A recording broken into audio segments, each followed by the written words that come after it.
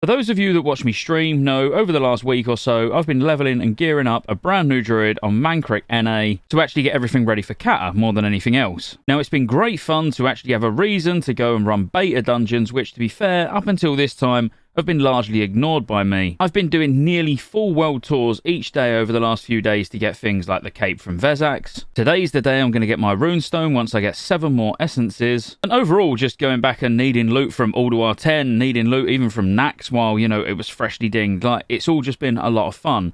But there's been some skips that I've seen that are just absolutely ludicrous, and I want to talk about one of them today. I put a video out a couple of weeks ago, maybe even a month ago now, where we was looking at the Old Kingdom skip, which I think's pretty well known, and you even see it advertised in the dungeon browser, where sometimes you'll see someone saying, looking for super skip. And what the super skip in here is, you basically just have a mage that blinks past this little invisible platform that you can't actually get across ordinarily. You then use a warlock to summon everybody across, and you just skip straight to the last boss. Makes it very, very quick way of getting an essence. But did you know about Utgarde Pinnacle? Now, I want to shout out Bad Boy on my disc, who actually has been trying to get me to look at some of these skips for ages, but again, because I've had no real reason to go back and do beta dungeons, it's just not something I actually looked at. But he uploaded a video for me showing how he does the UP skip, and we just adapted on that. So if you want to be able to get either your daily heroic done when it's UP, or just get a really fast essence because you're trying to get something like runestone like I am, you can literally get one in 2 to 3 minutes tops. Now, there's various ways you can do this, like getting a warlock over there to use a summoning stone and get everyone summoned across, but what we find really works is having a rogue, because obviously we had to make this skip work for what we had. So there's this section here where you can actually clip up the wall. So this is in front of the gate that if you was to walk straight in Utgarde Pinnacle, this is what you'd be faced with once you've cleared the first pack of mobs. Where you can see Cheb stood here at the moment, you can clip up the wall, and with a sprint or rocket boots, you can more or less, in his words, Tony Hawk's grind the out of it. Like you'll see, as soon as he sprints ready, he just literally fails the first time, but give him a second, and then he's across. Now it's just a matter of just wall jumping up until you can get over and past the gate. So to wall jump this, it's literally just jump forward, stop moving, jump forward, stop moving, until you can see he just sort of gets round the gate. Now what he's going to do, because I'm tanking here, is tricks me. He's asked me to move back so I'm in position to be tricked.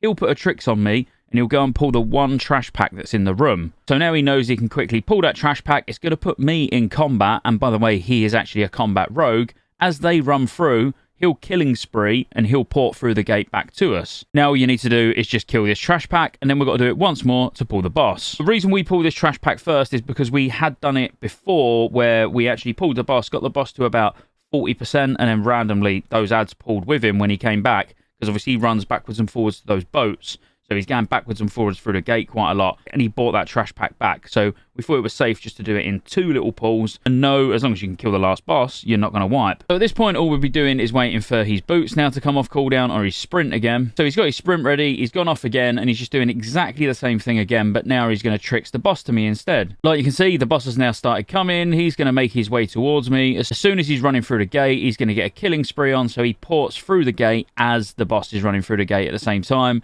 Now it's just GG, kill the boss as you ordinarily would. Now I'm sure there's lots of ways you can do this. I've even heard of hunters being able to jump, disengage and parachute onto that little ledge and then wall jump over. But doing it with a rogue, if you've got a combat rogue in the group, just makes it really, really easy and really safe, because he can go and pull the mobs and get back over to the other side of the gate. So you've not got to try and get 5 people over there to actually kill the boss. You can all just stay at the entrance and just have one person who's like competent in doing the jump like we had, to just go and get the boss for you. If you've got a well-geared group, again, you don't even need to have a full group, if you know what I mean. As in, if you've got one person that can get over there and do the pull-in, and maybe as a way to feign death or whatever, I don't know, you could have them go and pull, and then you get aggro from the other side by like buffing or healing or something like that, just to get you on the table. Or even if they're a shaman, which we was doing as well when we was like testing this out, having a healing stream totem down, so that would pulse through the gate and heal people to bring them in combat. Then we could physically get threat on the mobs.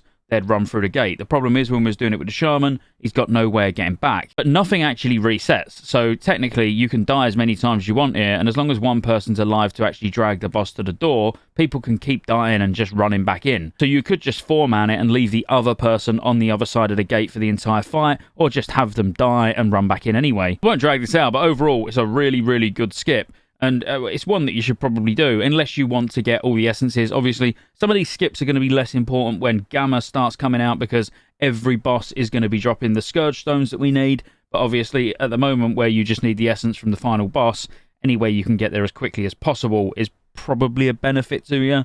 So if you enjoyed the video, like and subscribe, and I'll see you on the next one.